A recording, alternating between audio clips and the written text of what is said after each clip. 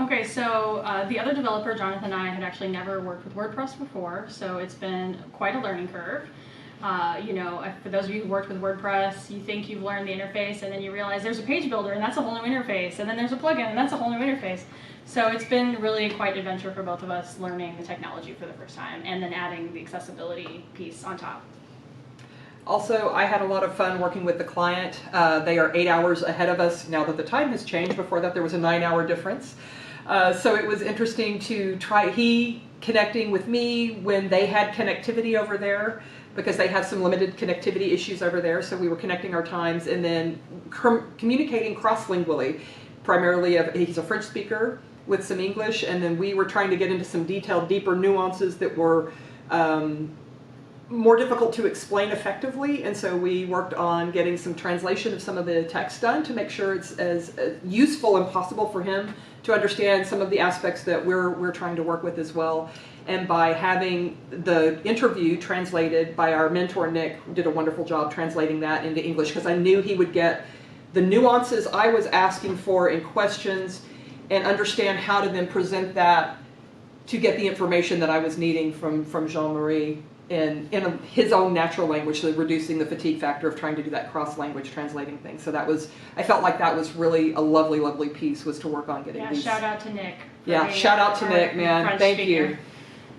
He's going to love that. What advice would you give to another team if they're going to work with someone transatlantically or on another continent? Or Figure out what your time difference is as quickly as possible. Try and set some norms about, check with your team where there's availability there, as well as when your client's got availability. See if you can balance that communication stuff. Again, one of the challenges Jean-Marie has had is the connectivity is best at 7 in the morning and 7 in the evening his time, which is 8 or 9 hours ahead for us. So for me and him communicating at one point in time, we were back and forth. For me, it was midnight to 2.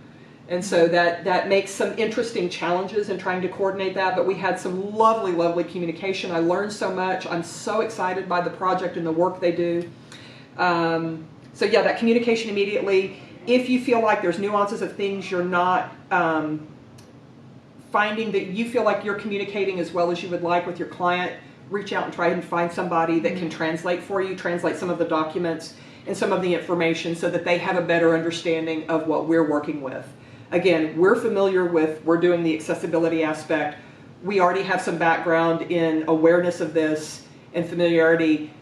That's not the client's experience, and sometimes you don't want to run that risk of you forgetting that you've got this knowledge in your head, but that's not their mental model, and so you want to provide that information for them so that y'all can be on the same page as much as possible. And I would reiterate not being afraid to ask for help. If you can find someone who speaks natively, whatever language you're working with, they don't need a lot of time. It doesn't have to be a huge time commitment for your translator. It can actually be fairly minimal, just to translate just enough to make sure you're communicating effectively, and especially if you're doing their website in both languages, that you are presenting them appropriately, which is obviously very important. And then we actually, because we were new to development, we also reached out and were able to work with a more experienced developer who met with us and was able to show us some of the ropes too. So never be afraid to ask for help, I think is my big takeaway. The community's been amazing. Yeah. Can we get that dance again? yeah.